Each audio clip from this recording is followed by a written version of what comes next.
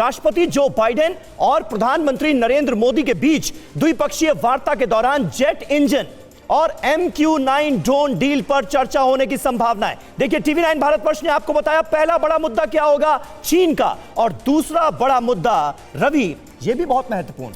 बिल्कुल, jet engine की हम बात कर रहे हैं तो भारत में जेट इंजन का निर्माण 80% तकनीक भी ट्रांसफर होगी। ये सबसे जो इंपॉर्टेंट बात है कि ये टेक्नोलॉजी ट्रांसफर जिसके लिए भारत हमेशा देखता रहा, और GF414 इंजन का निर्माण होगा। फाइटर जेट की तादाद भी बढ़ेगी समीर, और ये बड़ी इंपॉर्टेंट बात है भारत के लिहाज से अगर देखें तो। बिल्कुल सही बात है, और MQ-9 ड्रोन का भी यहां पर जिक्र करना होगा। भारत को MQ-9 प्रीडेटर ड्रोन मिलेंगे।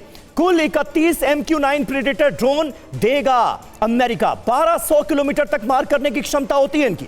बॉर्डर की निगरानी करेगा प्रीडेटर ड्रोन, और इससे जुड़ी कुछ अहम जानकारियां हमारे पास हैं, वो जरा हम अपने दर्शकों को रवि बता देते हैं, ताकि MQ-9 प्रीडेटर ड्रोन की खासियत तो हम समझ लें और उसके बाद क्या होने वाला है इस पर हम आएंगे। मैं चाहूंगा जरा इंफॉर्मेशन वॉल पर MQ-9 प्रीडेटर ड्रोन की जो खासियतें हैं, जो उपलब्धियां हैं, उनके बारे में जरा बताया जाए, ताकि हम उस पर अपने मेहमानों से चर्चा कर सके। इसे किलर ड्रोन कहा जाता है। किलर ड्रोन नाम से ही यह कितना खतरनाक है इसका अंदाजा लगता है। ओसामा पर नजर रखने में इसका इस्तेमाल किया गया अमेरिका की तरफ से, और वो मिशन कितना कामयाब रहा था यह दुनिया को बताने की जरूरत तो है नहीं। आतंकी अल जवाहिरी को ढेर किया किसने? इसी किलर ड्रोन ने।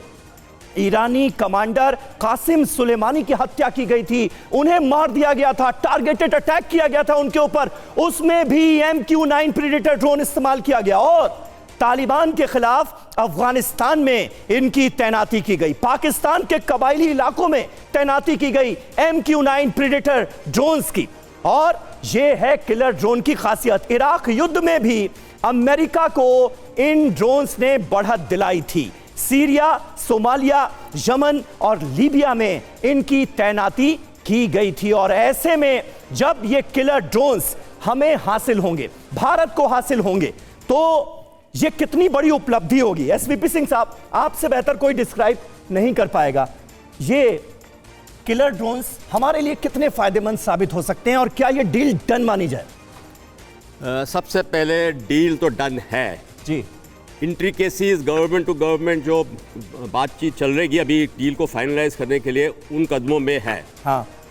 प्रेडेटर ड्रोन जो है, किलर ड्रोन बहुत ही कामयाब आपने कवर कर दिया, कितने देशों में इस्तेमाल किया है, और असली टारगेट जो आपको चाहिए उसको चुन चुन के आप मार सकते हो। हाँ। चीन को इसके ऊपर डर है ज़रूर, उसकी इंड्योरेंस और उसकी आर्मामेंट जो इस्तेमाल करता है बहुत खूब।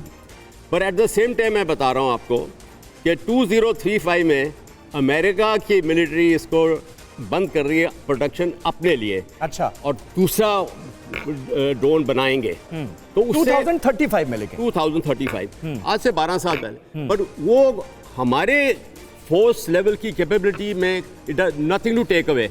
पर एक चीज़ और मैं कवर करना चाहता हूँ, जेट इंजन्स की भी हमने बात की है, और इसमें मैं थोड़ा डिफरेंस ऑफ ओपिनियन एक्सप्रेस करना चाहता हूँ। हो सकता है मैं सही ना हूँ, पर मेरी जो अपनी नॉलेज है कि इसमें ट्रांसफ़र ऑफ टेक्नोलॉजी में GF41 का जो इंजन है, उसमें ट्रांसफ़र ऑफ टेक्नोलॉजी, को डेवलपमेंट एंड को प्रोडक्शन में अभी एग्रीमेंट में बहुत ज़्यादा आगे कदम बढ़ाने हैं। ट्रांसफ़र ऑफ टेक्नोलॉजी में 80% का कोई ऐसी खबर नहीं है। और इसको मैं कंपेयर करना चाहूँगा, इंडो फ्रांस डील है जो, उसके अंदर हमारे को ट्रांसफ़र ऑफ टेक्नोलॉजी है, और उसमें भी परसेंटेज क्या है, क्यों नहीं, क्योंकि कम्युनिके नहीं हुआ था, वो भी एग्रीमेंट बढ़ रही है। और मैं समझता हूँ 50, 60 या 70% तक टेक्नोलॉजी ट्रांसफर होगी फ्रांस से हमें। ये बहुत इंपॉर्टेंट पॉइंट आपने रेज किया टेक्नोलॉजी ट्रांसफर को लेकर। हालांकि सर अभी इस बात से एग्री करेंगे कि टेक्नोलॉजी ट्रांसफर बहुत आसान प्रक्रिया नहीं होती है, और बहुत सारे देशों की बहुत सारी अपनी अपनी आशंकाएं होती हैं।